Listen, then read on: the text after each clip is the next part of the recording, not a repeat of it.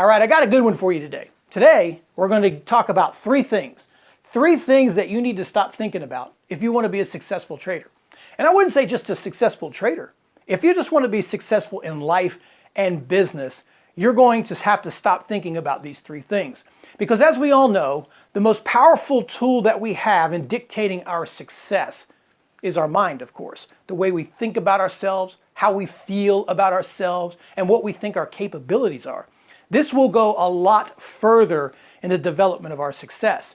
But as always, as we go through this, we will have people that are throwing darts at our armor, trying to bring us down to their level, trying to discourage us, and that's the things that we can't do. So let's just get right into it. I'd have to say, obviously, the number one thing that you have to stop thinking about, if you just want to be successful ever, that is other people's opinions. It's nice that they have one, right?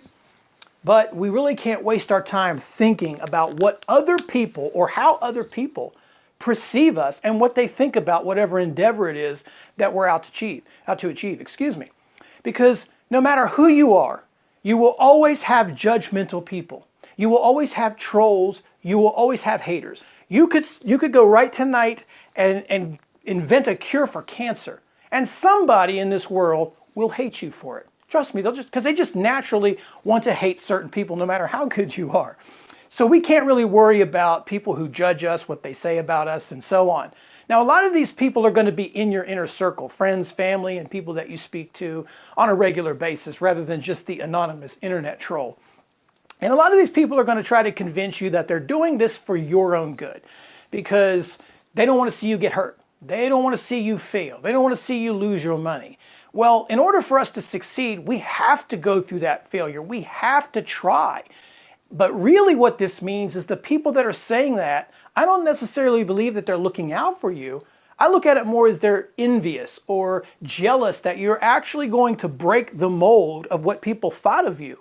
And you're going to go out and pursue your dreams. You're not just going to sit there and think about what if and all that stuff. You're actually going to go out and do it. So we can't really worry about opinions of other people. They're always going to be there no matter what you do, but you can't really waste your time letting it bring you down or affect what your ultimate goals are.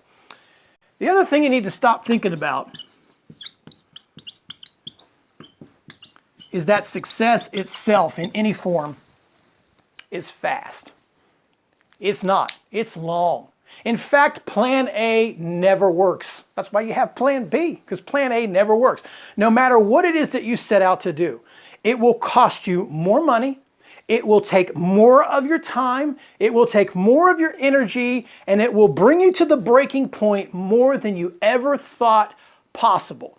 I think about all the businesses that I ever owned, even when I started as a paper route, as a kid. When I was a teenager, I started as a paper route.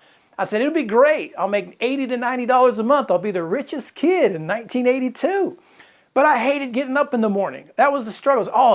And then the elements of delivering newspapers in ice cold weather in the Northeast. I was like, I wasn't prepared for this. And it was an everyday thing. No days off.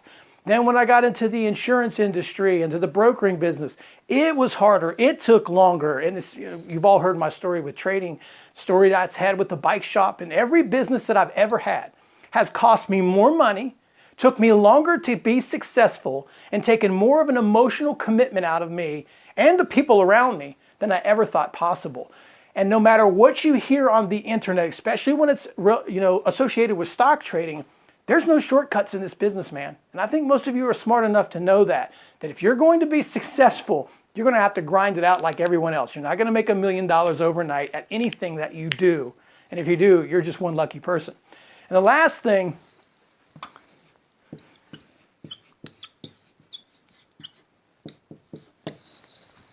is that you deserve it. Right?